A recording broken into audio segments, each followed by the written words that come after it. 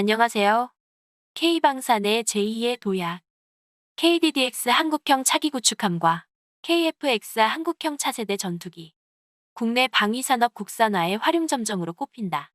KDDX는 선체 설계 현대중공업부터 핵심 무기체계 하나 시스템 및 각종 무장 LI 진액수원까지 모두 국내 기술로 만들어진다. 총 사업 규모 7조 8천억 원에 달하는 최초의 국산 구축함, 향후 10년간 6척이 건조될 예정이다.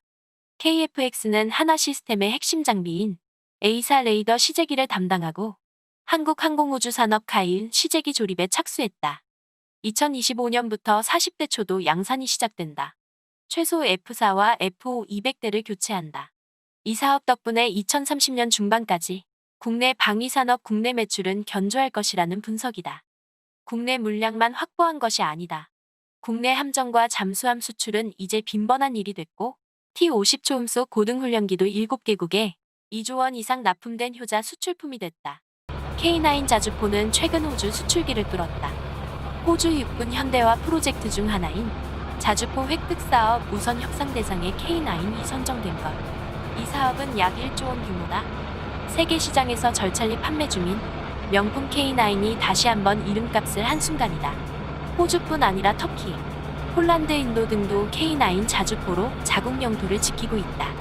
K방산은 국내를 넘어 세계 시장에서도 싹을 틔우는 중이다. 방위산업 후발주자인 K방산이 점차 영향력을 키워가고 있다. 국내 납품 물량 증가로 방산기업 3분기 매출이 호조세를 보이는가 하면 항공기 미사일 자주포 등 수준 항보도 잇따라 전해진다. 덩달아 세계 순위도 올랐다. 스톡홀름 국제평화문제연구소 SIPRI에 따르면 한국의 2019년 무기 수출은 세계 8위, 2015년 20위에서 불과 4년 만에 1권을 선 거다. 세계 방산 시장 점유율 또한 2.1%로 7년 전보다 1.3%포인트 증가했다. 이를 두고 일각에선 K방산의 제2의 도약이라는 평가를 내놨지만 영업이익은 반대로 심각하다. 10대 방산기업의 평균 영업이익률은 2010년 7.4%에서 2015년 5.1%로 줄었고 지난해 3.7% 수준으로 떨어졌다. 5년간 방산기업의 평균 영업이익률은 3%로 제조업 평균 영업이익률 6%의 절반 수준에 그쳤다. 현 정부 들어 국방 예산이 역대급으로 늘어난 것과 대조적이다. 국방 예산은 국내 방산업체의 매출 흐름을 예측할 수 있는 지표로도 읽힌다. 문재인 정부가 출범한 해인 2017년 40조 3,347억 원이던 국방비는 올해 50조 1,527억 원으로 늘었다. 3년 만에 10조 가까이 증가한 셈이다. 이 중 국내 방위산업과 관련되는 방위력 개선비는 올해 16조 6,804억 원으로 전년 대비 8.5% 증가했다. 지난 3년간 방위력 개선비 평균 증가율은 11%로 앞서 2009년 2017년간 평균 증가율 5.3%의 2배를 넘어선다. 문제는 늘어난 국방 예산이 국내 방산업체의 낙수 효과로 이어지지 않는다는 점이다. 되레 미국산 무기 구매가 증가했다. 2014에서 2018년 국외 무기 구매는 전체 방위력 개선비 약 55조 원 중 38% 22조 2천억 원에 달했다. 국외 구매 무기는 2016년 약 1조 원에서 2018년 4조 3천억 원으로 4배 가까이 뛰었다. 방산업체 한 관계자는 한정된 방위 예산을 바탕으로 국내 업체가 경쟁하는 구조다 보니 영업이익률이 일반 제조업에 비해 낮을 수밖에 없다며 국방비가 늘어난다고 해도 사실상 수혜는 해외 방산업체가 누리고 있는 셈이라 국내 업체가 고전하는 그림은 사실상 똑같다고 말했다. 업계는 유일한 활로를 수출로 보고 있다. 내수의 경우 방위사업청의 방산원가 산정 기준에 따라 매출 총이익률이 9에서 16%로 제한되는 반면 수출은 이러한 제한이 없어서다.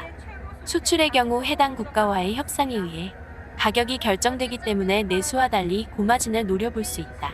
종종 성과도 나오고 있다.